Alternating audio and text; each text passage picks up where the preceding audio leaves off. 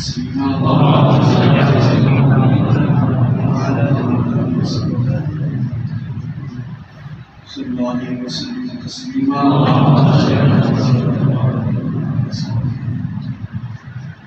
صلى الله عليه وسلم تسليما اللهم صل على سيدنا محمد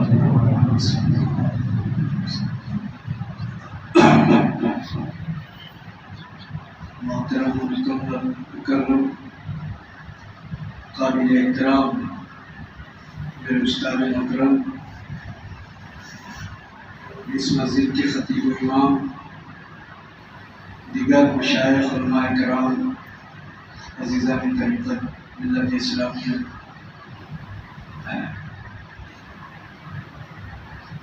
آج جشن آمد رسول صلی اللہ علیہ وسلم رسول کریم صلی اللہ علیہ وسلم کی تعریف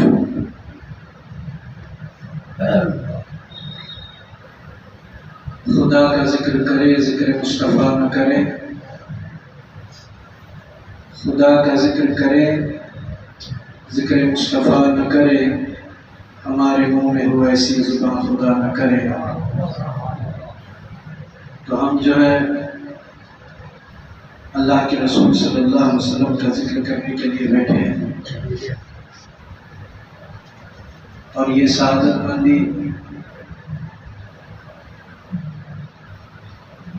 مجھ جیسے ناچیز کو حاصل ہوئی ہے یہ اللہ کا فضل و احسان ہے اس کا کرم ہے اس کے حبیب حضور محمد رسول اللہ صلی اللہ علیہ وسلم کی نگاہ کرم ہے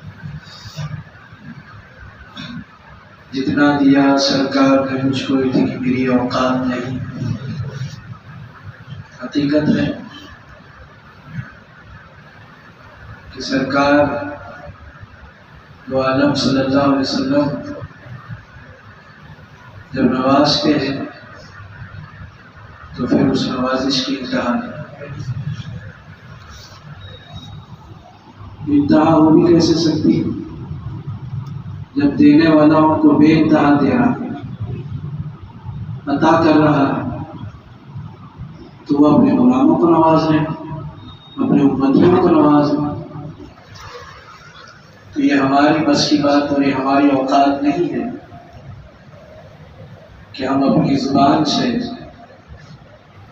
سرکار دو عالم صلی اللہ علیہ وسلم کی تعریف کریں خدا کا ذکر کریں کہ یہ ان کی نگاہ کی بات ہے کہ جتنا دیا سرکار نے مجھ کو اتنی میری اوقات نہیں یہ تو کرم ہے ان کا بھلا مجھ میں تو ایسی بات ہے شاہ چناوری مسجد میں اتوار کے روز مختصر سا چیز کا خطاب ہوا تو حافظ غلام خواجہ صاحب نے کہا کہ نوجوان میرا جو ہے یہ خیال رکھتے ہیں کہ یہاں بھی ایک خطاب ہو جائے اب ذہن میں رکھیے کہ میں کوئی خطیب نہیں ہوں کوئی عالم یا مفتی نہیں ہوں بس اللہ اس کے رسول صلی اللہ علیہ وسلم کا ذکر اپنے متبعین کے سامنے رکھے تاکہ جس سے ہمارے دل میں منور ہو اور آپ حضرات کے دل میں منور ہو اس خیال سے یہاں آیا ہوں دوسری چیز میں نے وہ ایک واقعہ سنا تھا حضرت یوسف علیہ السلام کو جب مصر کے بازار میں خرید و فروخت کے لیے لے کر آئے تو بہت سارے عزیز مصر بھی وہاں موجود تھا بڑے بڑے بادشاہ تھے آپ کو خریدنا مگر اس میں ایک گڑیا بھی آئی تھی جس کی بالکل نہ طاقت تھی نہ قوت تھی اس کی کچھ قابلیت ہی نہیں تھی لیکن وہ خریدنے کے لیے آ گئی حضرت یوسف علیہ السلام لوگوں نے اس سے کہا یہ تیرے میں تو نہ طاقت ہے نہ قوت ہے نہ قابلیت ہے تو کس کو خریدنے کے لیے آئے ٹھیک ہے میں جانتی ہوں میرے میں اتنی قوت اور طاقت تو نہیں ہے کہ میں حضرت یوسف کو خرید لوں لیکن میدان حشر میں جب فہرست خریدار یوسف کھلے گی تو انشاءاللہ اس میں میرا بھی نام ہے طاقت نہیں ہے لیکن اس خیال اور اس نیت سے آئے ہیں کہ حضرت یوسف علیہ السلام کے خریداروں میں میرا بھی نام ہو جائے اور وہ جانتی تھی کہ اللہ رحمان ہے، رحیم ہے، وہ نیتوں کو دیکھنے والا ہے، وہ دولت مندوں کو نہیں دیکھتا ہے، وہ جب نوازتا ہے تو چہرہ دیکھ کر نہیں نوازتا ہے، کالا اور گورا اس کا فرق نہیں ہوتا ہے، وہ نیت کو دیکھ کر نوازتا ہے کہ اس کی نیت کیا ہے۔ اسی لیے بخاری کی پہلی حدیث ہے انما الاعمال بالنیات، اعمال کا جو دار و مدار ہے وہ نیتوں پر ہے۔ اور یہاں ذکر رسول کرنے میں، محفل میلاد رکھنے میں، کچھ ذکر و اذکار سننے میں ہماری نیت یہی ہونا چاہیے کہ ہماری مقبولیت بارگاہ یزدی میں ہو جائے، خدا ہمیں قبول کر لے، خدا کے رسول صلی اللہ علیہ وسلم ہم سے راضی ہو جائے، یہی نیت ہے۔ اگر اس کے علاوہ کچھ اور نیت ہوگی، لوگ ہماری واہ کریں، لوگ ہمیں چاہیں، تو سمجھ لیجیے کہ پھر وہ ختم ہو گیا سارا معاملہ، ہمارا کچھ باقی نہیں رہا۔ اور جشن آمد رسول صلی اللہ علیہ وسلم منانا یہ انہی کو نصیب ہوتا ہے جن کے دل میں عشق رسول صلی اللہ علیہ وسلم۔ یہ کسی اہل رت و خیری کی حیثیت نہیں کہ وہ جشن آمد رسول صلی اللہ علیہ وسلم ہے، یہ تو چنا جاتا ہے، نوازا جاتا ہے کہ آج میرج کی سرزمین پر شاہی ڈوگری مسجد میں ذکر رسول ہوگا، یہ اللہ کی رضا ہوتی ہے تب یہ فیصلے ہوتے ہیں، ورنہ لوگ خواہشیں رکھ کر بھی مر جاتے ہیں لیکن خواہشیں پوری نہیں ہوتی۔ اللہ کے نبی صلی اللہ علیہ وسلم کی نگاہ کر، آپ نے وہ کہاوت تو سنی ہوگی، پیٹھ پر کسی کا ہاتھ ہوتا ہے، کہتے ہیں نا کہ سر پر ہاتھ ہے، کہ فلاں انسان فلاں کام میں کامیاب ہو گیا تو یہ اس کے کامیابی کا راز یہ خود نہیں ہے بلکہ اس کے سر پر کسی اور کا ہاتھ ہے۔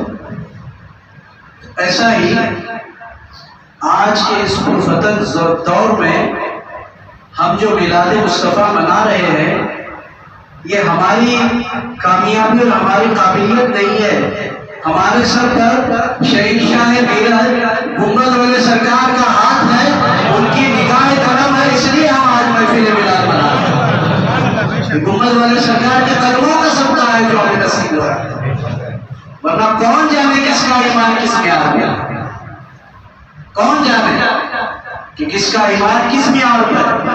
لوگ تو آمد رسول اور نعت رسول پر اعتراضات کر رہے ہیں، لیکن بولتے ہیں نا کہ جب سایہ اچھا ملو تو اس سایہ سے کوئی نکال نہیں سکتا، تو شہنشاہ میرج کا سایہ دنیا میں بھی ہے اور آخرت میں بھی ہمارے یقین ہے۔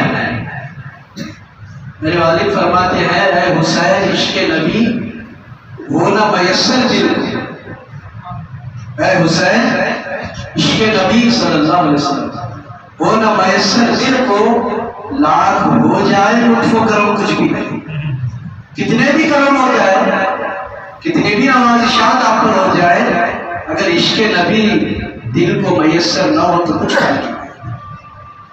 ہمارے ایمان کا تقاضا آقا دو عالم صلی اللہ علیہ وسلم کی عشق و محبت ہے۔ ایک بزرگوں کی دعائیں کہ آج ہم جمع ہو کر بیٹھے ہیں، ورنہ پتہ نہیں ہمارا کیا حال ہوتا۔ قرآن میں اللہ تبارک و تعالیٰ ارشاد فرما رہا ہے قد جاءکم من اللہ نور و کتاب مبین، اللہ کی طرف سے نور آیا اور روشن کتاب۔ حقیقت آپ تمام یہ حضرات جانتے ہیں کہ اس دنیا کے حالات کیا تھے۔ دنیا برباد ہو گئی تھی، دنیا میں قتل و غارت عام ہو گیا تھا، خون ریزی، ایک انسان دوسرے انسان کو قتل کرنا، کئی اشیاءوں کو اپنا خدا بنائے رکھا، خدا کی وحدانیت کو چھوڑ کر کئی چیزوں کو اپنا خدا بنا۔ نور نور کہتے ہیں ایک عام زبان میں روشنی، جیسے اگر لائٹ بند ہو گئی تو پھر اندھیرا ہو جاتا ہے، وہی اگر یہ لائٹ آپ نے کھول دی تو اجالا ہو جاتا ہے۔ تو مخلوق خدا کے دلوں میں کفر کا اندھیرا تھا، کافر جیسا رب کو رب نہیں مان رہے تھے، خالق کو خالق نہیں مان رہے تھے، مالک کو مالک نہیں مان رہے تھے۔ اب خالق بھی ہے، مالک بھی ہے، رب بھی ہے، ایک ہی وحدہ لا شریک له، جس کو اللہ رب العزت کہا جاتا ہے، وہی رب العالمین، وہی سارے عالم کا پالنے والا، وہی دینے والا لینے والا، سب کچھ تو اس کے اختیار میں۔ لیکن کچھ ایسے حالات، حالانکہ 1 لاکھ کئی ہزار پیغمبروں کی بعثت پیغام توحید لے کر 1 لاکھ کئی ہزار پیغمبر دنیا میں تشریف لائے، لیکن اس کے باوجود حضرت نوح علیہ السلام کو 950 سال پیغام توحید پہنچایا، اس میں سے 72 یا 77 یا 78 لوگ ہی دین سے وابستہ ہوئے، اتنے سال محنت کرنے کے بعد۔ کئی نبیوں نے محنت کی، حضرت ابراہیم علیہ السلام نے دین کی خاطر محنت کی، اسماعیل، تمام نبی آئے اسی کے لیے کہ وہ خدا کو ایک منانے کے لیے اللہ کی مخلوق کے سامنے وہ پیغام کو رکھے۔ لیکن آقا دو جہان محمد رسول اللہ صلی اللہ علیہ وسلم کی آمد سے پہلے اتنی ساری محنتوں مشقتوں کے بعد بھی حالات بہت بگڑ گئے تھے، اتنے بگڑ گئے تھے کہ انسانیت بالکل ختم ہو گئی تھی، انسانیت کا نام و نشان نہیں تھا۔ ایسی صورت میں اللہ نے ہمارے نبی محمد رسول اللہ صلی اللہ علیہ وسلم کی بعثت کی، جس سے دنیا روشن ہو گئی، نور علی نور ہو گئی، دنیا کا رخ بدل گیا۔ دنیا کل تک جو تاریکی کی زندگی بسر کر رہی تھی، ہمارے سرکار دو عالم صلی اللہ علیہ وسلم کی آمد کی بعد وہ دنیا منور و مجلہ ہو گئی۔ آقا دو جہاں محمد رسول اللہ صلی اللہ علیہ وسلم کے معجزات، ان کی نورانیت ہم کیا بیان کر سکتے ہیں؟ ابھی آپ کی بعثت ہونے سے پہلے کا عالم یہ تھا کہ آپ کے نور کو ایک قندیل میں رکھا گیا، روایتوں میں آتا ہے آپ کے نور کو ایک قندیل میں رکھا گیا اور ارواحوں کو حکم ہوا کہ تم اس قندیل کے ارد گرد طواف کرو۔ تمام ارواحوں نے طواف کیا۔ اب باقاعدہ روایتوں میں آتا ہے کہ جس نے نبی کریم صلی اللہ علیہ وسلم کے جس مبارک حصے کو دیکھا وہ ویسا ہی تھا۔ کسی نے چشمہ مصطفیٰ صلی اللہ علیہ وسلم کو دیکھا تو وہ حافظ قرآن بن گیا، کوئی بادشاہ بن گیا، کوئی قطب بن گیا، کوئی ابدال بن گیا۔ یا آقا دو جہاں صلی اللہ علیہ وسلم کے بعثت کے پہلے کا ہی عالم، یعنی ان کی ارواح کو اسی وقت وہ اعزاز بخشے گئے کہ کوئی حافظ قرآن بن کر دنیا میں آ رہا ہے، کوئی قطب الابدال ہو کر آ رہا ہے، کوئی غوث الاعظم ہو کر آ رہا ہے، کوئی غریب نواز ہو کر آ رہا ہے۔ یہ آپ بات کر رہے ہیں لیکن ان کا رزلٹ پہلے ہی ہو چکا تھا، رزلٹ جو ہے پہلے ہی ہو چکا تھا۔ آقا دو جہاں محمد رسول اللہ صلی اللہ علیہ وسلم کے نور کو جس ادب و تعظیم کے ساتھ دیکھے وہ ایمان والے ہو کر دنیا میں پیدا ہوئے۔ اب باقی روحوں کا کیا عالم تھا، کس نے کیا انداز سے دیکھا، وہ خدا جانے، خدا کے رسول صلی اللہ علیہ وسلم۔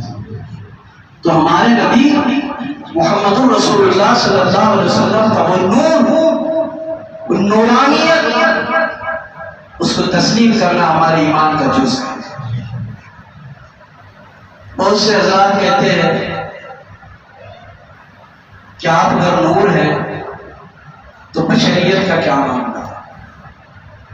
آپ کو ہاتھ بھی ہے، پاؤں بھی ہے، زبان بھی ہے، ناک بھی ہے، کان بھی ہے، سب کچھ ہے۔ بشریت کا کیا معاملہ ہے؟ کہنے والوں کی اپنی اپنی سوچ۔ تو میرا ذہن ایک طرف گیا، میں نے کہا یہ لوگ جو اس طریقے سے سوچ رہے ہیں، کم سے کم اپنے متبعین کی تو اصلاح کریں، کہیں ایسا نہ ہو کہ وہ بھی گمراہ ہو جائے۔ تو میں ایک دنیا کی مثال دے کر سمجھانا چاہوں گا۔ آپ سفر تو کرتے ہیں سہل، دوران سفر جب آپ نائٹ کو سفر کرتے ہیں تو کار کی ہیڈ لائٹ آپ کو اوپن کرنا پڑتی ہے ورنہ آپ کو کچھ دکھائی نہیں دیتا۔ اور اس کی 3 قسمیں ہوتی ہیں۔ کار جتنی اسٹینڈرڈ ہوتی ہے اتنا ہی وہ کار کی روشنی جو ہے زیادہ دور تک پہنچتی ہے۔ اب آپ کے سامنے سے ایک ایسی کار آ رہی ہے کہ اس کے نور کو آپ میں یہ تاب نہیں ہے کہ وہ اس لائٹ کو دیکھ پائے گا، تو آپ کیا کرتے ہیں کہ سائڈ میں جو پٹے لگے ہوتے ہیں وائٹ کلر کے، اس کو دیکھ کر اپنی کار نکال جاتے ہیں۔ کہنے کا مقصد یہ ہے کہ دنیا نے جس چیز کو، مصنوعی چیز کو بنایا ہے، اس نور کی طاقت بڑھ جاتی ہے تو ہماری آنکھوں میں اتنی طاقت نہیں رہتی کہ ہم اس روشنی کو مکمل طور پر دیکھ پائیں۔ نہیں تھی طاقت۔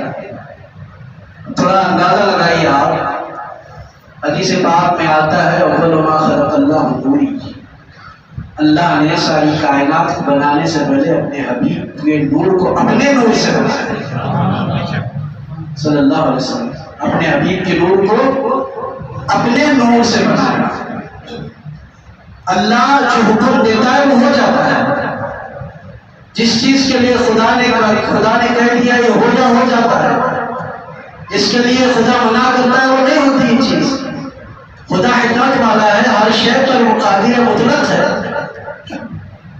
اگر وہ لباس بشری نہ پہنا، حضور صلی اللہ علیہ وسلم کو لباس بشری نہ پہنا کر اسی نور مجسم کو اس کائنات میں برپا فرماتا تو کس میں طاقت تھا کہ وہ نور محمدی کو دیکھے؟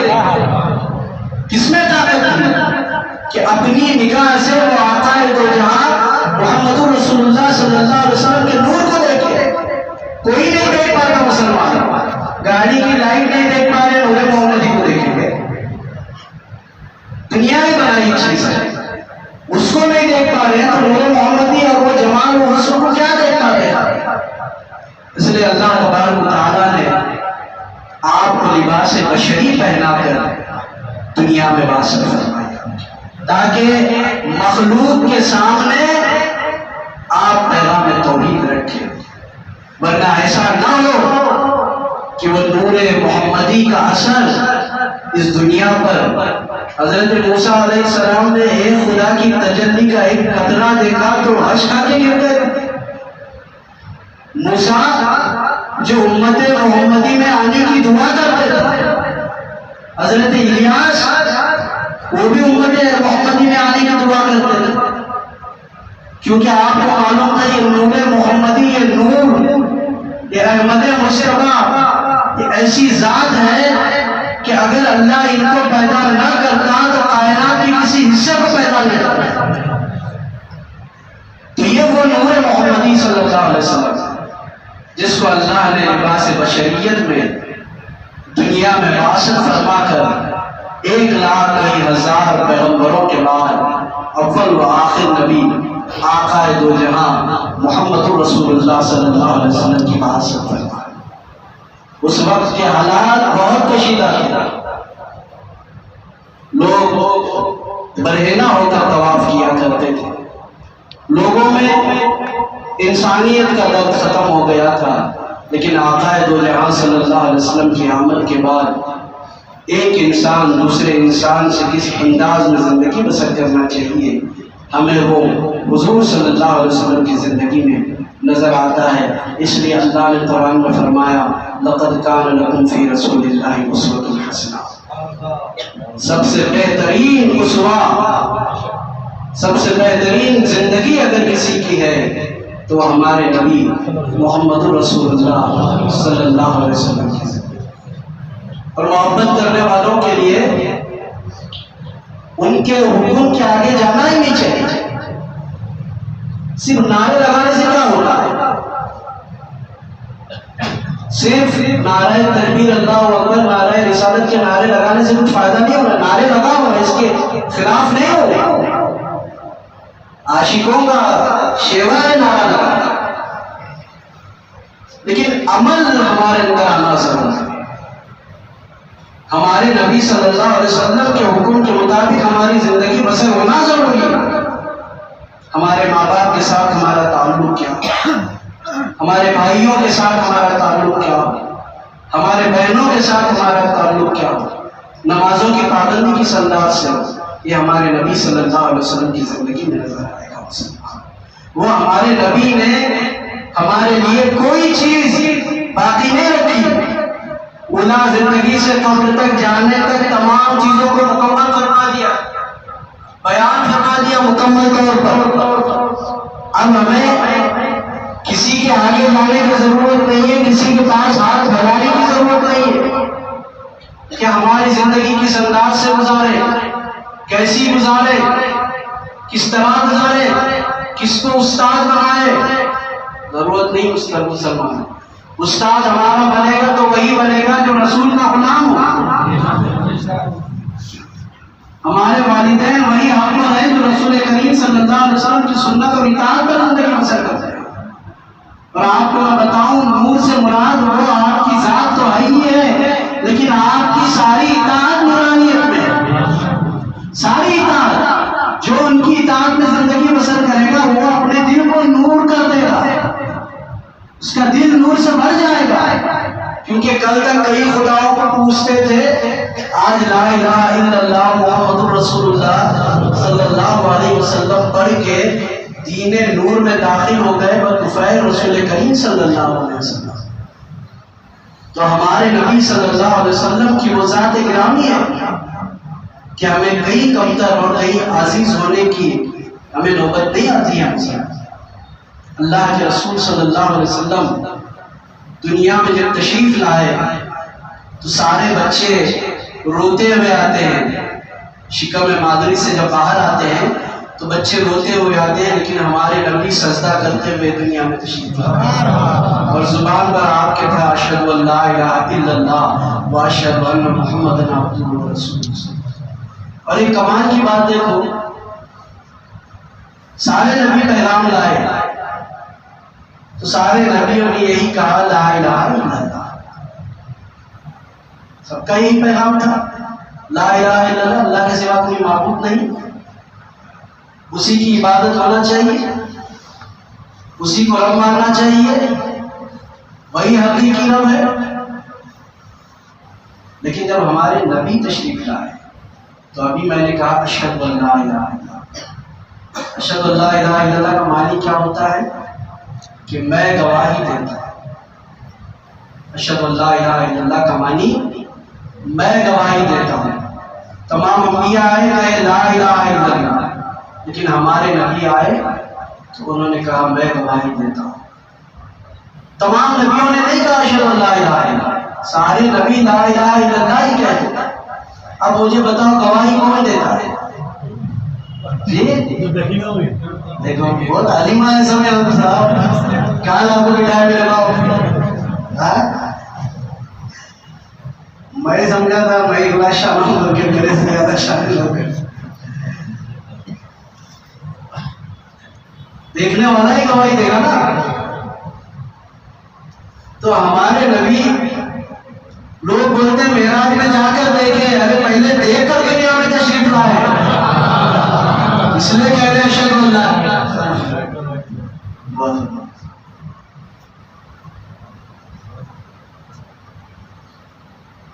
دیکھ کر تشریف لائے ہمارے نبی، اسی لیے کہا اشہد ان لا الہ الا اللہ واشہد ان محمد عبدہ ورسولہ، کہ میں گواہی دیتا ہوں اللہ ایک ہے. کس لیے گواہی دیتا ہوں؟ کیونکہ میں نے اپنی آنکھوں سے اس کے نور کا مشاہدہ کیا ہے، وہ نور خدا ہے.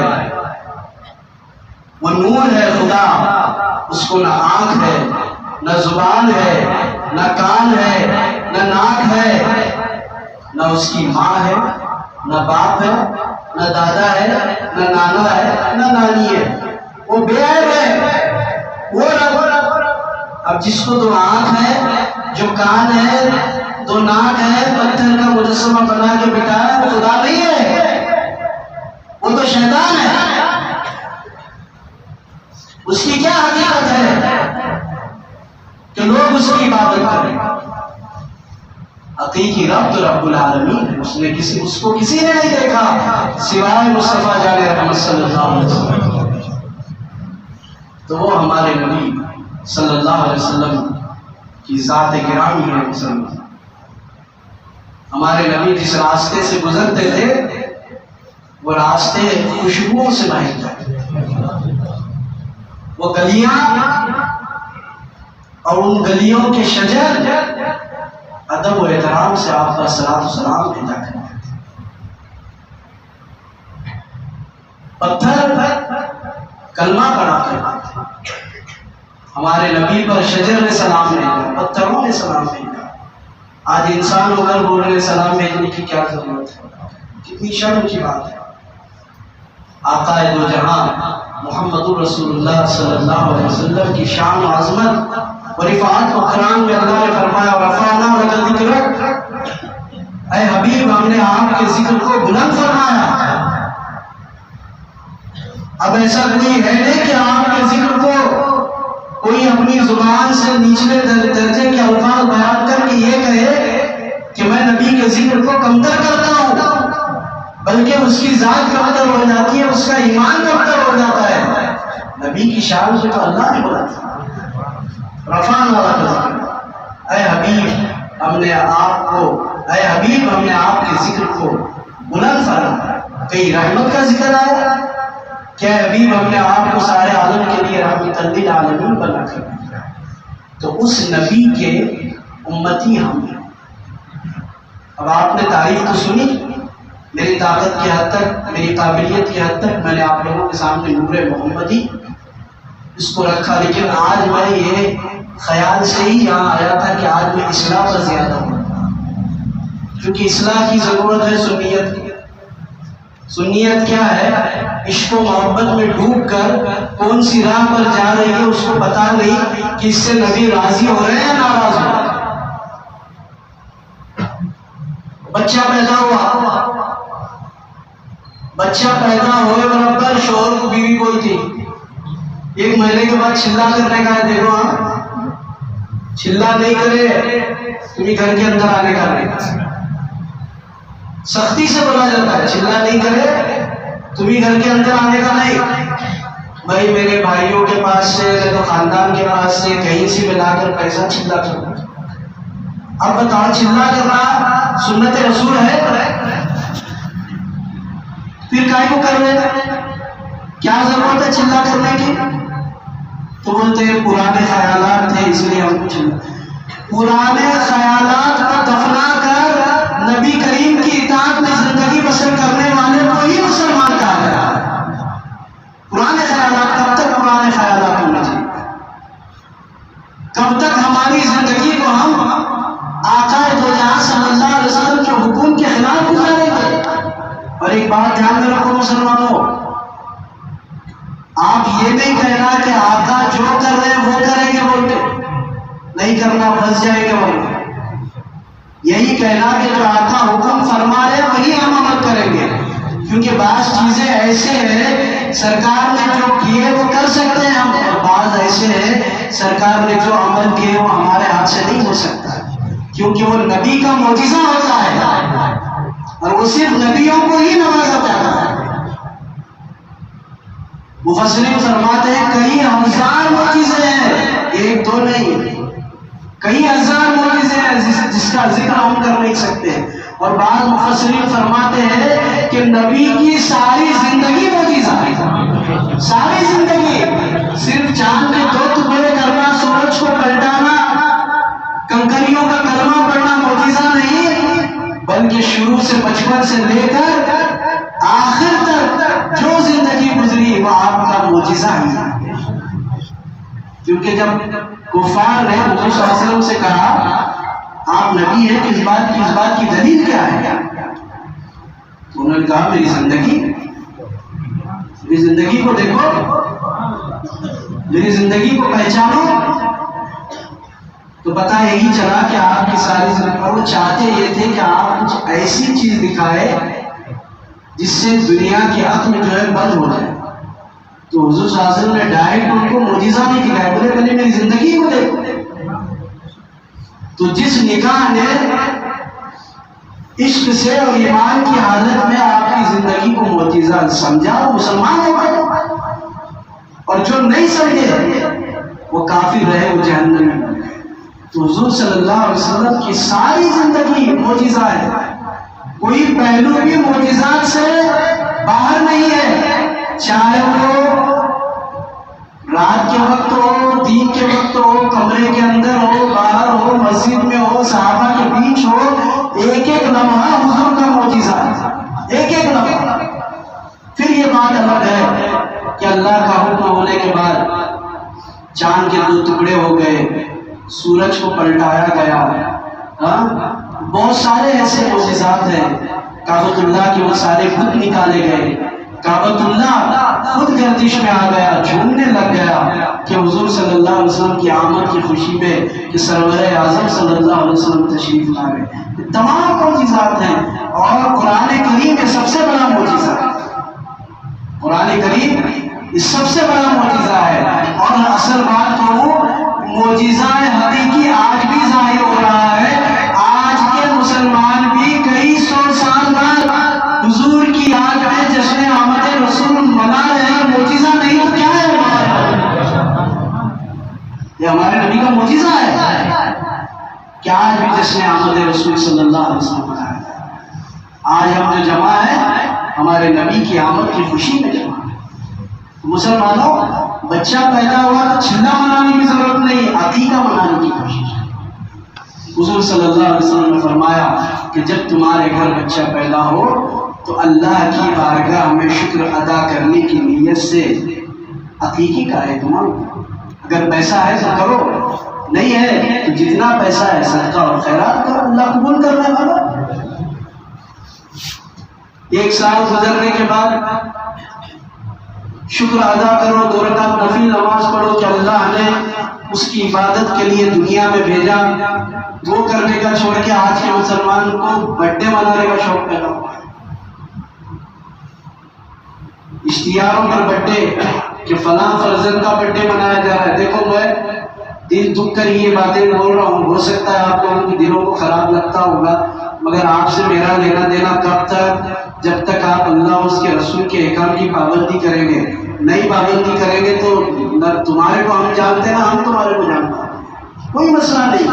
ہر مسلمان کا یہی شعبہ ہونا چاہیے کہ جہاں خدا اور اس کے رسول صلی اللہ علیہ وسلم کے قانون کی بات آئے اور کوئی سمجھ نہ پائے اور اس پر عمل جان بوجھ کر نہ کرے تو اس سے بہتر ہے کہ ہم قضا تعلق ہو جائے.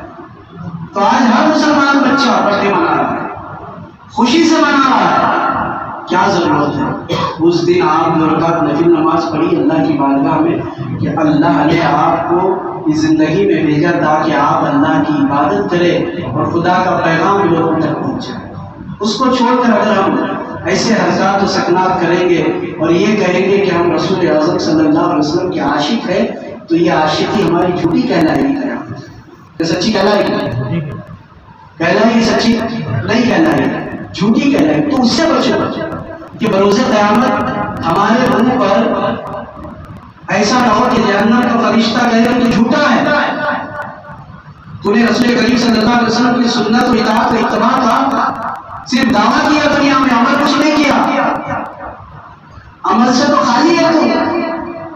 تو اس وقت اگر ہمارے نبی کے چہرے پر رسوائی کا تو سوال ہی نہیں آتا، لیکن وہ ایک نظر بھی ان کی اگر ہم سے مڑ گئی تو ہم کہاں کے رہیں گے.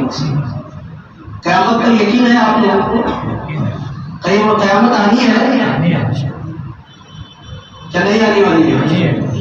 قیامت آنے والی ہے. قیامت میں سب کو اللہ کے سامنے پیش کیا جائے گا، لیکن ہمارے نبی صلی اللہ علیہ وسلم بھی ایک نور کے ممبر پر ہوں گے، وہاں تمام امتیوں کو بھی جمع کر دیا جائے. اور اگر ہم سنتوں کو عمل نہ کرنے کے سبب اگر مارے گئے تو ہمارے نبی کو ہم لوگ کیا دکھائیں گے؟ ایک واقعہ میرے کو یاد آیا، حسن ثانی نظامی نے فوائد الفوائد میں اس کو قلم بند کیا ہے. حالانکہ واقعہ بہت آسان سا ہے. کوئی لندن یا امریکہ سے کوئی آدمی آیا تھا انگریز میں، اور دہلی کی جامع مسجد کی سیڑھیوں پر ایک بھکاری بھیک مانگتے ہوئے بیٹھا ہوا. تو ایک انگریز آیا، پاکٹ نکالی پیچھے سے اور پھر کچھ ڈالر تھے اس کے پاس، اس نے انڈین کرنسی کی دے کر آگے نکل گیا. اس کو خیال نہیں رہا کہ اس کی پاکٹ گر چکی. کئی مہینے گزرنے کے بعد وہ انگریز لوٹ کر آیا تو اس بھکاری کی نظر اس انگریز پر گئی. اس نے دیکھتے ہی اس کو بھاگ کر گیا اور پکڑا اور کہا کہ میاں یہ آپ کا پاکٹ ہے، آپ کئی مہینے پہلے آپ یہاں آئے تھے تو آپ کا پاکٹ گر گیا تھا، میں نے اس کو سنبھال کے رکھا ہے، یہ آپ لیجیے. تو انگریز نے کہا کیا بھائی بات کیا ہے؟ 6 مہینے گزر گئے، اتنا سارا پیسہ اس میں تھا، تم اپنے گھر والوں کا خرچہ بھی نکال سکتے تھے، تم میرے کو پلٹ کر کیوں دے رہے؟ تو اس نے کہا آپ عیسائی ہو؟ اس بھکاری نے اس سے پوچھا آپ عیسائی ہو؟ بولے ہاں عیسائی. تو آپ کو آخرت پر یقین ہے؟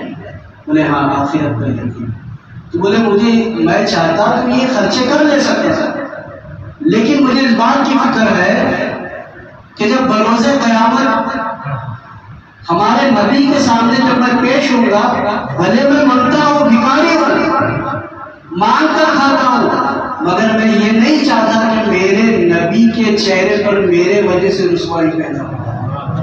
یعنی آپ کا چہرہ میرے وجہ سے ایسا نہ ہو جائے کہ میرا امتی ہو کر ایک عیسائی بھائی کے ساتھ حق تلفی کرتا ہے، اس کا حق مارتا ہے.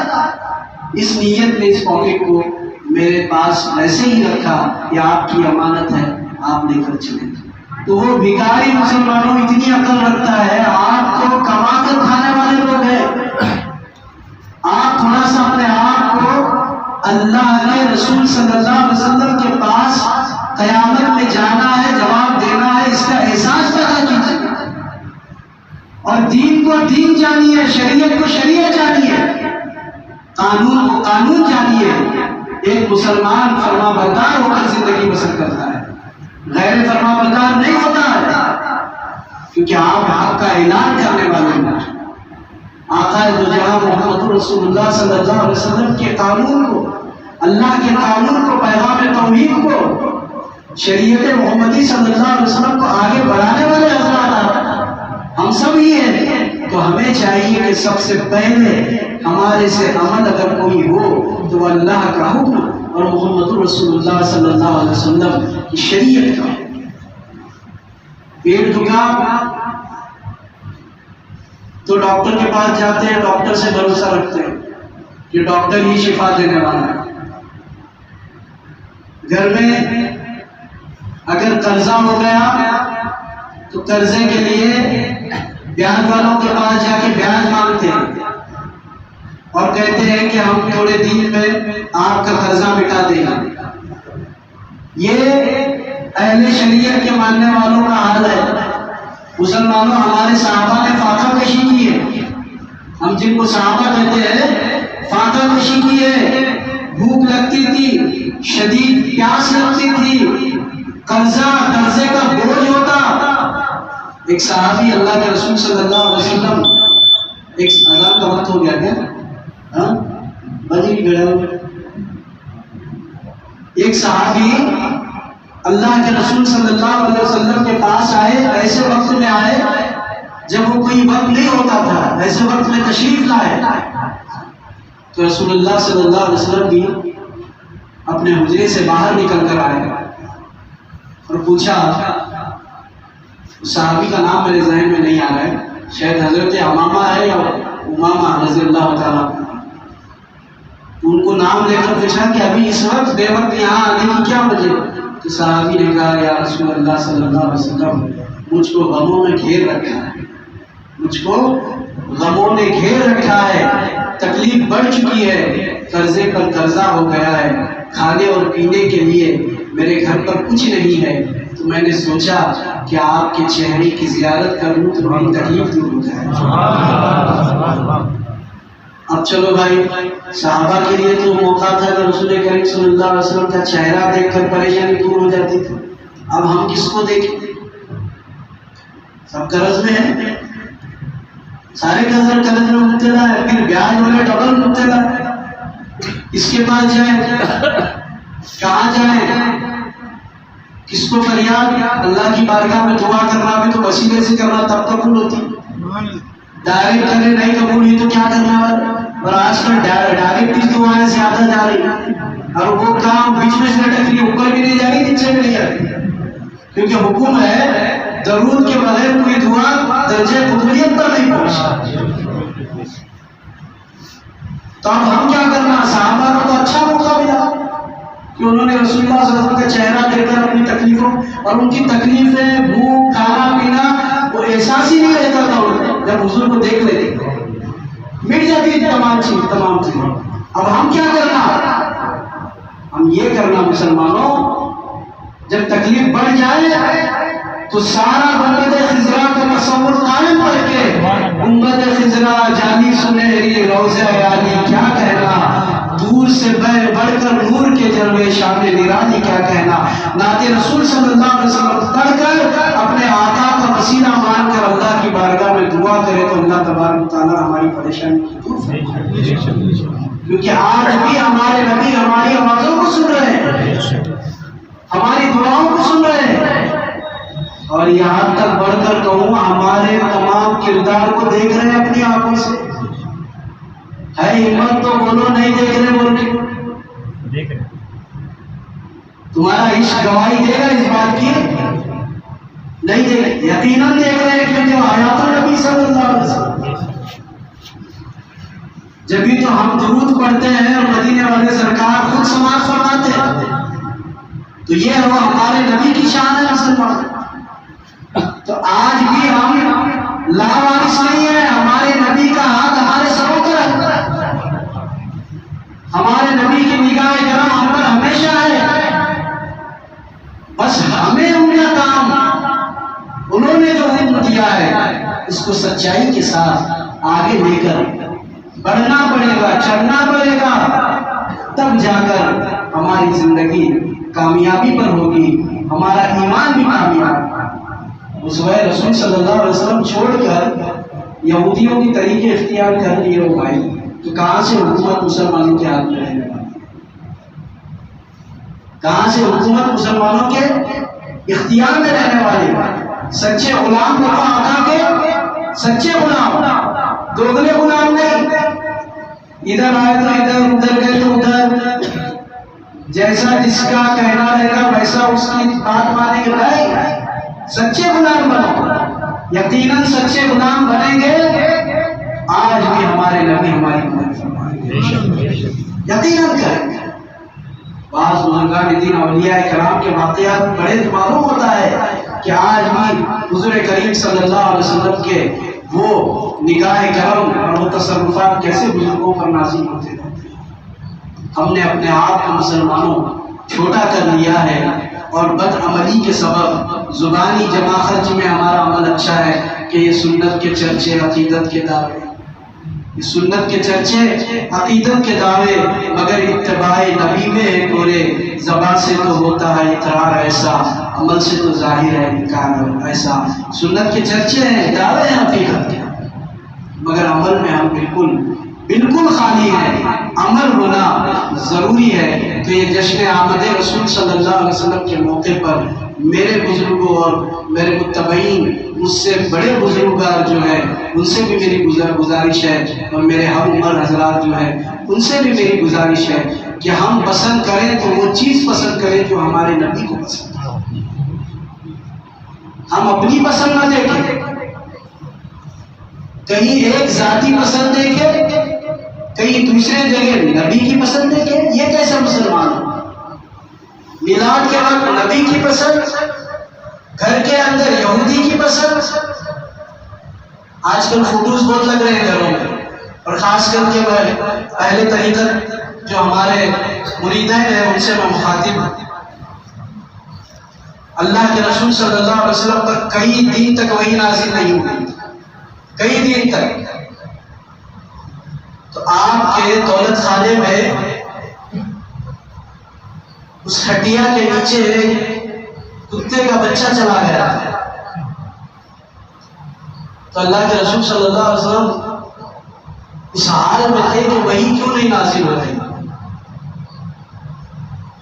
کچھ دن کے بعد دیکھا گیا، خادمہ سے پوچھا گیا تو خادمہ نے چیک کیا تو معلوم کیا کہ وہ پلنگ کے نیچے جو ہے کھاٹ کے نیچے کتے کا بچہ ہے، مر کر پڑا ہے. اس کو نکالا گیا باہر، پھر سارا صاف ستھرا ہو گیا. تو اس کے بعد وحی کا نزول ہوا. تو حضور صلی اللہ علیہ وسلم نے پوچھا جبرائیل ابھی اتنے دن تک نزول وحی نہیں، کیا وجہ؟ تو بولے ہم اس گھر میں نہیں آتے ہیں جس گھر میں جانور ہو یا جانور کی تصویر ہو یا کسی کی بھی تصویر ہو. وہی رک گئی، کئی دن تک اندازہ لگا مسلمان. اور یہاں ہمیں فوٹو لگا کے بولتے ہیں اللہ کی رحمت کے فرشتے نازل نہیں ہو رہے، گھر کی برکت ختم ہو رہی. کہاں سے برکت رہیں گے؟ گھر میں جو لاکھ کو لگائے سب سے بڑی بلا وہ ہے، اس کو تو پہلے گھر سے نکال باہر. اللہ کی رحمت تو چاہتی ہے کہ ہم وقت ختم نازل ہوتے ہیں. نگاہ مصطفیٰ تو ہر وقت یہی چاہتی ہے کہ تم پر نظر رحمت مصطفیٰ ہوتا رہے. مگر ہم نے اپنے آپ کو اگر چھوٹا کر لیا ہے، کم ذہن بنا لیا ہے، کم عقل بنا لیا ہے، تو یہ ہماری کوتاہی ہے. نہ اللہ کے فضل میں کمی ہے، نہ نظر مصطفیٰ میں کمی ہے صلی اللہ علیہ وسلم. کمی تو ہمارے اندر ہے، ہم نے اپنے کمپیوٹر کو الٹا کر لیا. تو جب وہی نازل نہیں ہوئی تو اندازہ لگاؤ، اگر آپ میری تصویر نکال کر گھر کے اندر لگائیں گے ہمارے پیر کی تصویر ہے بول کے کہ اللہ کے رحمت کے فرشتے نازل ہو گئے آپ کے گھر؟ بولو بھائی، نہیں ہونے والے. چہرے چھوٹے ہو گئے، کیا بات ہے؟ برا تو نہیں لگ رہا آپ لوگ؟ اللہ کے لیے دعا کرو میرے لیے، یہ بات حق ہے. اور ہر بات کے لیے کسی کا چہرہ ٹیڑھا ہو، بنگا ہو، ناک بنگی ہو دیکھی نہیں جائے گی. صرف خدا کی رضا اور رسول کی رضا دیکھی جائے گی. اسی نیت سے میں آپ لوگوں کے سامنے حاضر ہوں. کیوں ایسی چیزوں میں اپنے آپ کو ملوث کر کے اسلام کو بدنام کرنا، دین کو بدنام کرنا؟ مسلمان کو دیکھ کر غیر لوگ تعریف کیا کرتے، اس نے سلوک وہ تھا مسلمانوں کا، اس نے اخلاق وہ تھا مسلمانوں کا. آج کیا ہے؟ غیر پریشان ہو گئے ہماری وجہ سے. بدنام مسلمان ہے ساری دنیا میں. کیوں؟ کیونکہ ہمارے نبی صلی اللہ علیہ وسلم کی محبت کہ صرف دعوے کہتا ہے، اطاعت و اتباع میں بخالی ہے. میرے عزیز دوستو، ہمیں ہمارے نبی کی سنتوں پر عمل کرنا چاہیے. اور جو سنتوں پر عمل کرتا ہے نبی کی نگاہ کرم اس کے ساتھ ساتھ ہمہ وقت رہتی ہے. وہ شہر میں جاتا ہے تو شہر میں نگاہ مصطفیٰ ہوتی ہے، دکان میں جاتا ہے تو دکان میں نگاہ مصطفیٰ، مکان میں جاتا ہے مکان میں نگاہ مصطفیٰ، کسی صحرا میں جاتا ہے وہاں بھی نگاہ مصطفیٰ. غوث اعظم سے پوچھو صحرا میں جب چلے گئے تو نگاہ مصطفیٰ کا تعلق کیا تھا؟ ہم اور آپ کیا جان سکتے ہیں؟ جس کو ولیوں کا سردار خدا نے بنایا وہ غوث اعظم قدس سرہ العزیز. وہ حکم ہوتا ہے کہ آپ کو ایسا بیٹھے رہنے کی ضرورت نہیں ہے، دین کے کام کے لیے آگے بڑھیے. تو آپ نے کہا یہاں کی زبان بہت ہی بلاغت والی زبان ہے، مجھ میں اتنی طاقت نہیں ہے. تو حضور صلی اللہ علیہ وسلم نے اپنا لعاب دہن ان کے منہ میں داخل کروا دیا. وہ غوث اعظم ہے. کہنے کا مقصد ہمارے نبی کی نظر آج بھی ہم پر ہے، مگر ہم ہیں کہ گھر رہ کر بھی بے گھر ہو گئے، مکان رہ کر بھی بے مکان ہو گئے.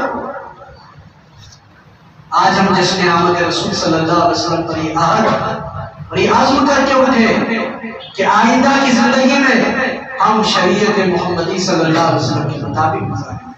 کوئی ہمیں مانے یا نہ مانے، گھر والے گھر کے اندر رکھے یا نہ رکھے، گھر سے باہر نکال دیں تب بھی منظور، لیکن کملی والے آقا قیامت میں اپنی کملی میں چھپا لیں گے تو سب سے بڑی نعمت ہو جائے گی. سب سے بڑی دولت ہو جائے. ایک امتی کو کس بات کا انتظار ہے؟ مشتاق نگاہوں کے انوار چلے آؤ، مشتاق نگاہوں کے انوار چلے آؤ، تسکین دل مضطر دلدار چلے آؤ. ہم تو صرف منتظر ہیں چہرے مصطفیٰ کے. ہمیں کیا ضرورت ہے کسی کی؟ ہم کسی کو راضی کرنے کے لیے نہیں آئے، ہم کسی کی رضا نہیں چاہتے. ہم یہ نہیں چاہتے کہ یہاں کا لیڈر راضی ہو جائے، یہاں کا کوئی اور صاحب راضی ہو جائے. امتی تو یہی چاہتا ہے کہ میرے سرکار راضی ہو جائے. اس لیے کہا گیا کہ ذکر نبی میں جو دن گزرے وہ دن سب سے اچھا ہے، اور یاد نبی میں رات جو گزرے اس سے بڑھ کر کوئی رات نہیں.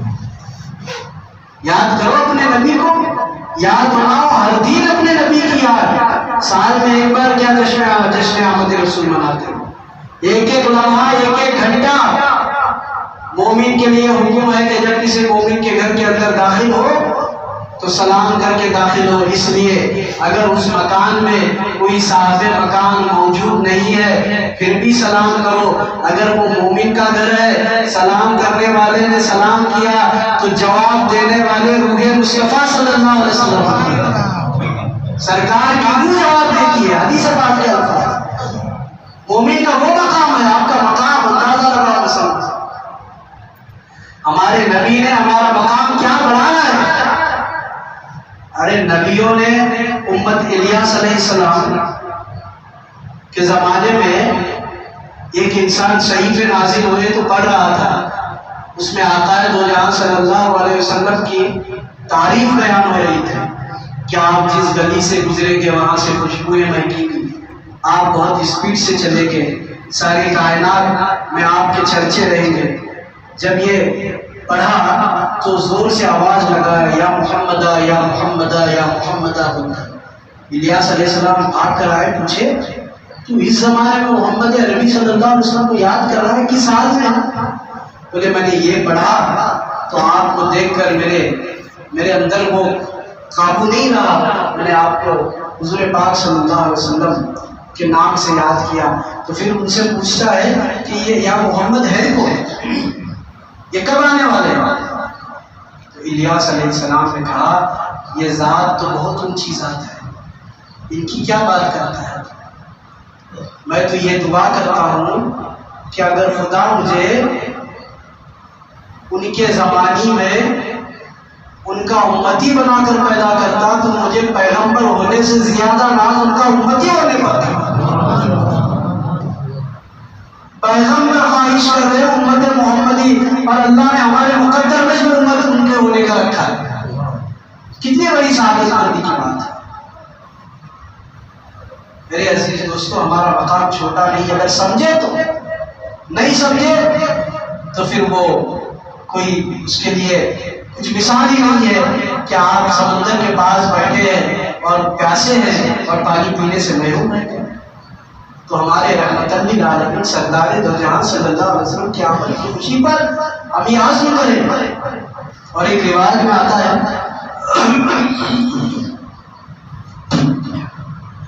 ایک روایت میں آتا ہے کہ اللہ کے رسول صلی اللہ علیہ وسلم نے، حدیث پاک کے الفاظ ہیں، سورہ بقرہ کی تفسیر میں اس کا خلاصہ ہے.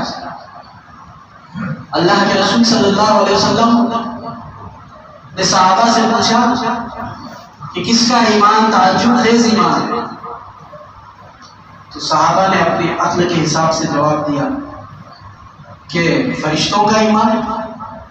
تو اللہ کے رسول صلی اللہ علیہ وسلم نے فرمایا فرشتوں کا ایمان کیسے؟ وہ تو ہمیشہ اللہ تبارک و تعالیٰ کی قدرت اور اس کے قدرت و کمالیت کا ہمیشہ مظاہرہ اور اس نورانیت کا ہمیشہ مظاہرہ دیکھتے رہتے، مشاہدہ کرتے رہتے. اس میں ایمان کی کون سی تعجب کی بات ہے؟ تو پھر اللہ کے رسول صلی اللہ علیہ وسلم نے فرمایا اب بتاؤ کس کا ایمان تعجب خیز ہے؟ تو اللہ کے رسول صلی اللہ علیہ وسلم سے صحابہ نے کہا کہ نبیوں کا ایمان. تو صحابہ نے کہا یا رسول اللہ صلی اللہ علیہ وسلم نے کہا کہ اے لوگوں نبیوں کا ایمان کیسے تعجب خیز ہے؟ ان پر تو وہی ہے، خدا نازل ہوتی رہتی ہے، خدا کا کلام نازل ہوتا رہتا ہے، وہ تو جانتے ہیں خدا کی حقیقت. تو پھر صحابہ پریشان ہو کر کہنے لگے کہ یا رسول اللہ صلی اللہ علیہ وسلم ہمارا ایمان تو حضور صلی اللہ علیہ وسلم نے فرمایا آپ نے تو مجھے دیکھا ہے، وحیوں کا نازل ہونا دیکھا ہے، تو اس میں تعجب کی کون سی بات ہے؟ تو پھر نبی کریم صلی اللہ علیہ وسلم نے کہا ان لوگوں کا ایمان تعجب خیز ہے جو میرے دنیا سے جانے کے بعد کئی سال کے بعد آئیں گے، مجھے دیکھے بھی نہیں ہوں گے لیکن مجھ پر ایمان لائے ہوئے ہیں۔ سو رہے ہیں صاحب، مجھے دیکھے بھی نہیں ہوں گے لیکن مجھ پر ایمان لائے گا۔ تو مسلمانوں ایمان جو ہے یہ ذات مصطفیٰ پر ایمان اور یقین رکھنے کا نام ایمان ہے۔ اللہ کے رسول صلی اللہ علیہ وسلم کو چاہنے کا نام ایمان ہے، لیکن چاہو بھی ایسا چاہو جیسے چاہنے کا حکم ہے، جیسا حق آپ بولیں گے ہم دیوانے ہیں، مجنون ہیں، ہم جیسا مرضی آتی ہے ویسا چاہتے ہیں، کھانے کے ٹائم بریانی لے کے گئے تو پیٹ بھر کے کھانا کھائیں گے، اس وقت مجنونیت کہاں گئی آپ کی؟ مجنون اور عشق وہ ہوتا ہے نہ اس کو کھانے کا پتہ ہوتا ہے، نہ اس کو پینے کا پتہ، نہ لباس، وہ تو عشق رسول صلی اللہ علیہ وسلم میں ایسا مشغول ہو جاتا ہے کہ اس کو سوائے چہرے مصطفیٰ کے کچھ نظر ہی نہیں آتا ہے۔ وہ عاشق ہوتا ہے۔ تم ڈھونگ لگا کے رکھے ہو، پیٹ میں درد ہوا تو ڈاکٹر کے پاس جا کے علاج کرائیں گے، پھر بولیں گے عشق رسول دل میں، کیونکہ ہم نماز نہیں پڑھتے اس لیے کہ عشق رسول ہمارے دل میں۔ ارے ایسا کیسا عاشق ہے تو نماز نہ پڑھے اور عشق رسول؟ صرف نماز اسی کے لیے چھوٹ ہے جو انسان کے ذہن پر مجبوریت طاری ہو چکی ہے، شریعت ان پر لاگو نہیں۔ ہم اچھے خاصے ٹائم کو کھانا کھاتے ہیں، پانی پیتے ہیں، علاج کراتے ہیں، پھر مجنونیت کیسے؟ کہنے کا مقصد ہمارے نبی کو چاہو مسلمانوں، بے انتہا چاہو، اصول کے مطابق چاہو، اور عشق کی تو کوئی منزل ہی نہیں۔ عشق پر اگر بولنے بیٹھوں تو پھر آپ لوگ خام کا پتہ نہیں میرے لیے کیا بولنے بیٹھے۔ تو آقا دو جہاں محمد الرسول اللہ صلی اللہ علیہ وسلم سے بے پناہ محبت کرو، محبت کے طریقے دیکھو۔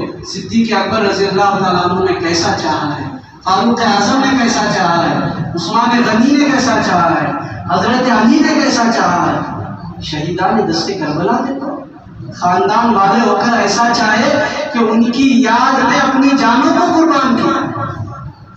آقا دو جہاں صلی اللہ علیہ وسلم کی محبت۔ ہمارے بزرگوں نے آقا کی سنت کے لیے جان کو قربان کیے۔ آپ ایک شریعت کے قانون پر عمل کرنے کو تیار ہیں، پھر بولتے ہیں کہ ہم سنی مسلمان ہیں۔ کیسی سنیت ہے؟ میرے عزیز دوستوں، جشن آمد رسول صلی اللہ علیہ وسلم قد جاءنا من اللہ نور کتاب مبین، اللہ کی طرف سے نور آیا، روشن کتاب۔ تو یہ نور جو ہے، یہ نور پہلے بھی تھا، آج بھی ہے، قیامت تک بھی رہے گا، ہمیشہ نور محمدی رہنے والا ہے۔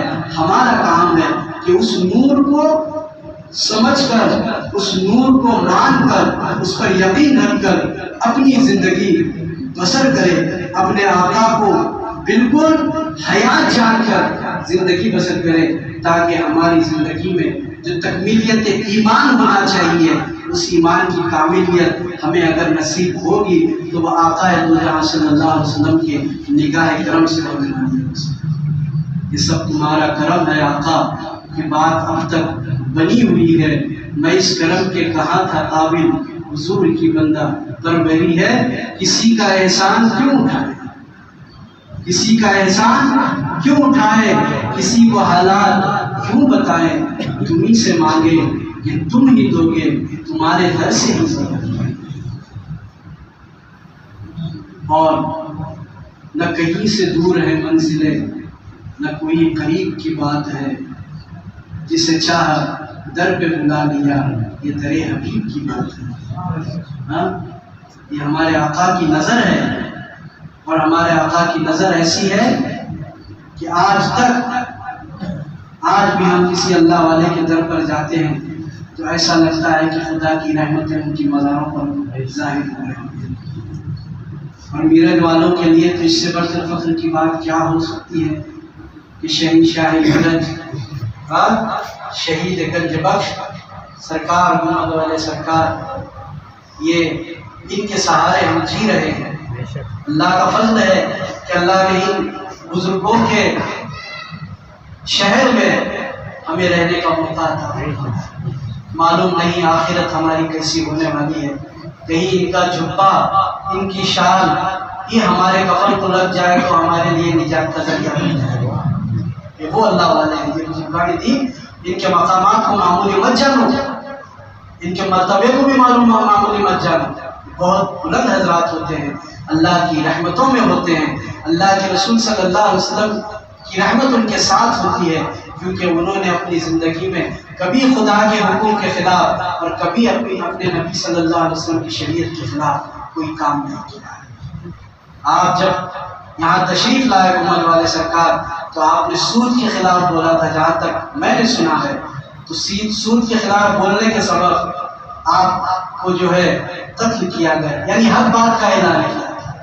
یہ بزرگان دین کا عمل ہی یہ رہا ہے کہ حق کے لیے وہ مرنے کو اور موت کو کبھی نہیں ڈرتے۔ موت کیا ہے؟ موت تو ایک مومن کے لیے تحفہ ہے، مومن کے لیے تحفہ ہے، گناہگار کے لیے مصیبت ہے۔ جو گناہگار ہوتا ہے اس کے لیے مصیبت ہے، لیکن جو مومن ہوتا ہے اس کے لیے موت تحفہ ہے۔ وہ انتظار میں ہوتا ہے کہ میرے آنکھ یہاں بند ہو اور جب میری آنکھ کھلے تو چہرے مصطفیٰ صلی اللہ علیہ وسلم کے سامنے۔ یہ ایمان والوں کا تقاضا ہے، یہ مسلمان ہوتے ہیں۔ قد جاءکم من اللہ نور و کتاب مبین، اللہ کی طرف سے نور آیا اور روشن کتاب۔ تو اللہ کے رسول صلی اللہ علیہ وسلم کہ ہم امتی ہیں، ان کے امتی ہونے کے سبب ہمیں کثرت سے درود کا اہتمام کرنا چاہیے، ہمیں کثرت سے نعت شریف پڑھنا چاہیے، کثرت سے ان کی محفلوں کا آغاز کرنا چاہیے، اور وہ بھی حلال کمائی کے ساتھ، رزق حلال کے ساتھ۔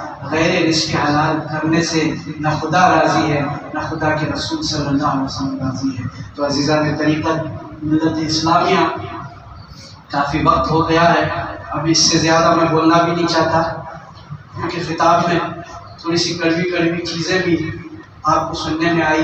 پرسوں کا جو خطاب تھا اس کے چرچے بہت ہوئے تھے، 3 دن تک میں بیلگام گیا تو وہاں بھی لوگ بولنے لگے بہت اچھا، کیونکہ وہ جذباتی خطاب تھا اور عاشقانہ انداز میں میں نے خطاب کیا تھا۔ تو ایسے میٹھی باتیں لوگوں کو پسند بھی آتی ہیں، مگر جب عمل کرنے کی بات آتی ہے تو لوگ بولتے ہیں یار کیا بیان کر رہے ہیں، ان کو پہلے ہٹا لو یہاں سے، کہاں مگر پریشانی کر کے بیٹھے ہیں۔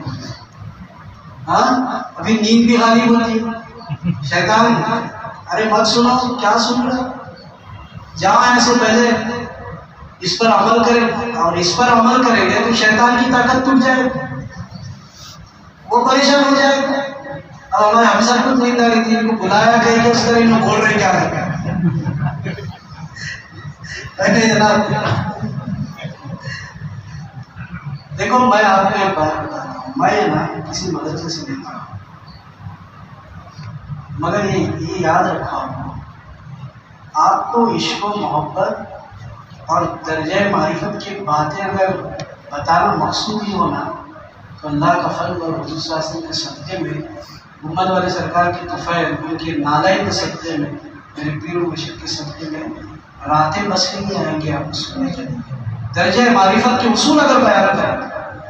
لیکن کیا فائدہ ہے، جو آپ کا علاج ہے اتنا ہو تو کافی ہے، اس کے آگے کا ڈوز۔ اب ہم ڈاکٹر صاحب کے پاس علاج کے لیے گئے، میرے کو بخار کی دوا دینا چاہیے، ڈاکٹر صاحب نے پیٹ درد کی دوا دی، تو کچھ اس سے فائدہ ہونے والا ہے نہیں ہوگا۔ تو علاج ویسا ہی ہو جیسے انسان ہو، جیسے سمجھدار۔ میں آپ کو آسمان کے آگے کی باتیں بتاؤں گا، بزرگوں کی معرفت کیسے حاصل ہوئی، حضور صلی اللہ علیہ وسلم کی معرفت کیسے حاصل ہوئی، تو آپ واہ واہ سبحان اللہ کے نعرے تو لگائیں گے، لیکن پلے تو کچھ بھی نہیں پڑے۔ اور اصول ہے کہ پہلے شریعت پر عمل کرو، پھر طریقت پر عمل کرو، پھر حقیقت اور معرفت۔ آپ ڈائریکٹ حقیقت اور معرفت کی بات کریں گے تو آپ کا دن شریعت پر نہیں آئے گا، آپ پھر نماز بھی نہیں پڑھیں گے، روزہ بھی نہیں رکھیں گے۔ وہ معرفت کی اس میں آپ ایسی باتیں کریں گے کہ سامنے والے کو کہیں گے کہ یار کیسا عالم ہے، کیسا مجاہد ہے کتنا، مجھے تو لگتا ہے یہ قطب لگتا ہے، اتنی بڑی بڑی باتیں کرتا ہے، آسمان کے آگے کی باتیں بتا رہا ہوں بولے تو بہت بڑا قطب رہے گا، ایسا خیال ہوتا ہے انسان کا۔ نماز کی باتیں بولے تو ایک قطب نہیں، نیاز کا تو پڑھتا ہے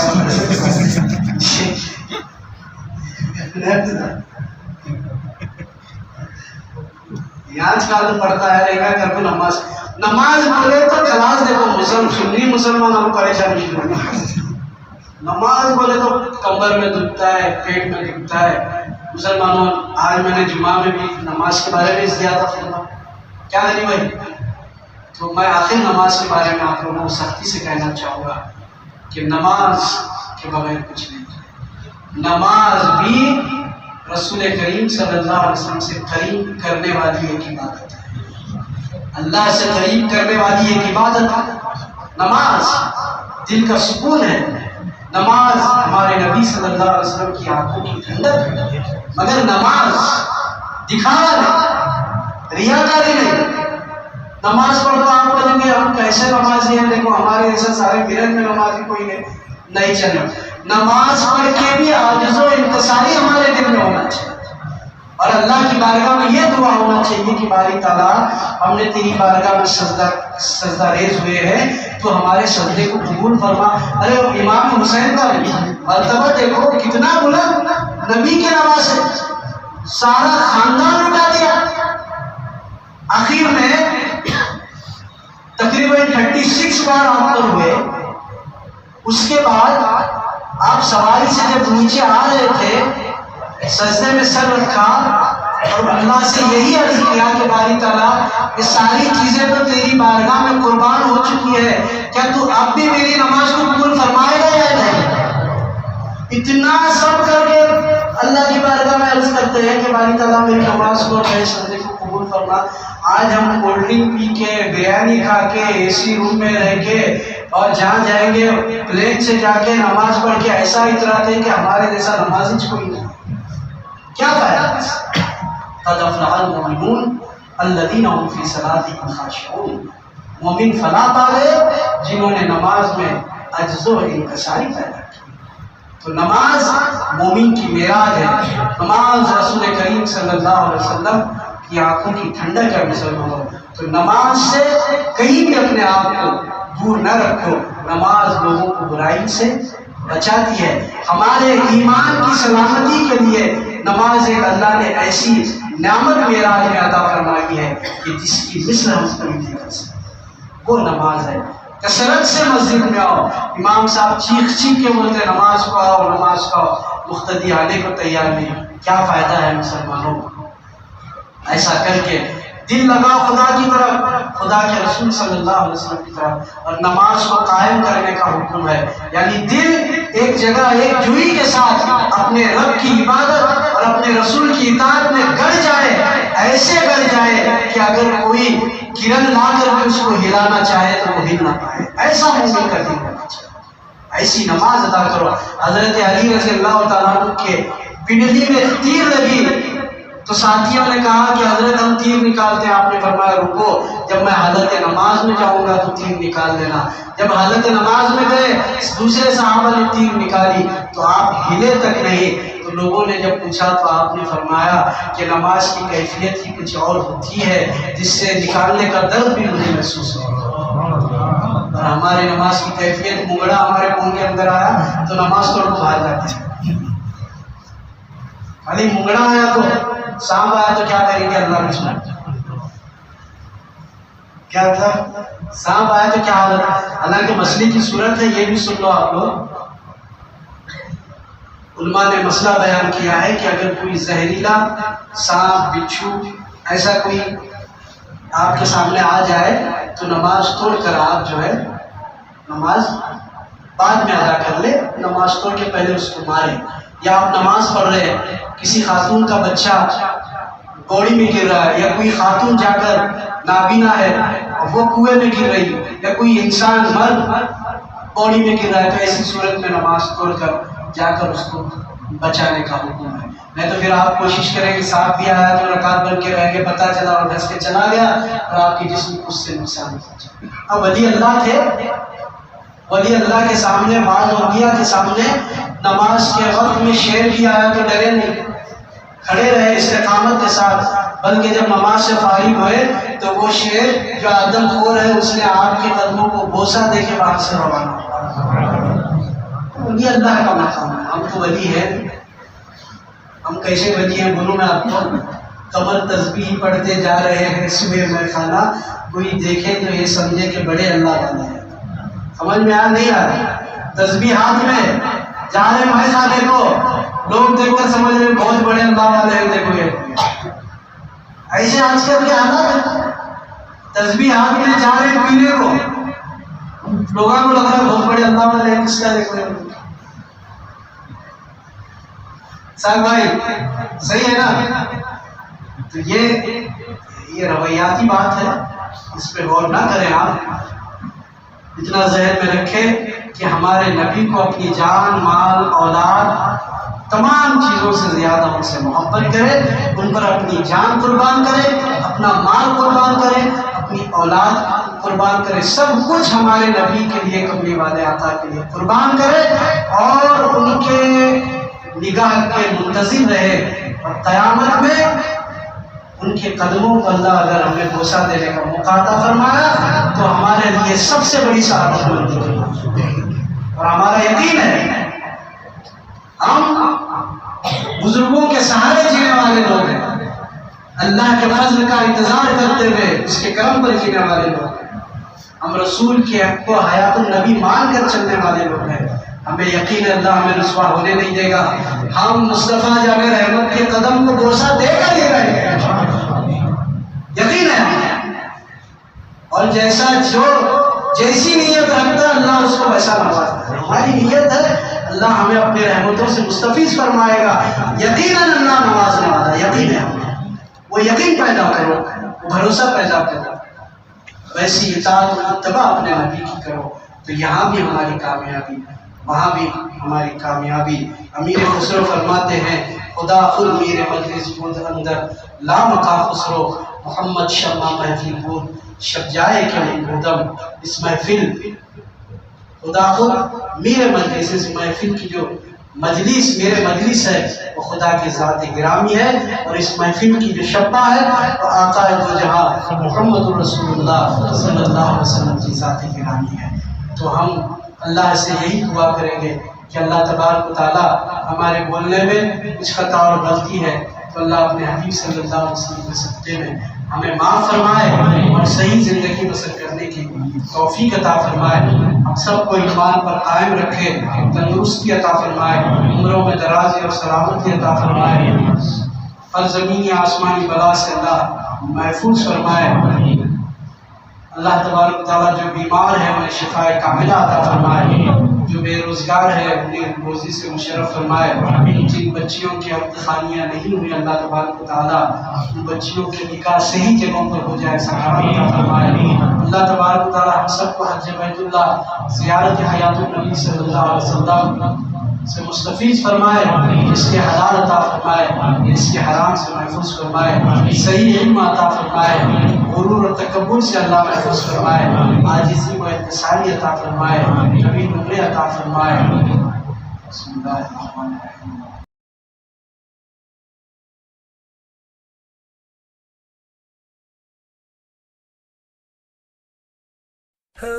سبسکرائب کیجیے ہمارے چینل کو اور بیل آئیکن کو دبائیے ہماری لیٹسٹ ویڈیو سب سے پہلے دیکھنے کے لیے۔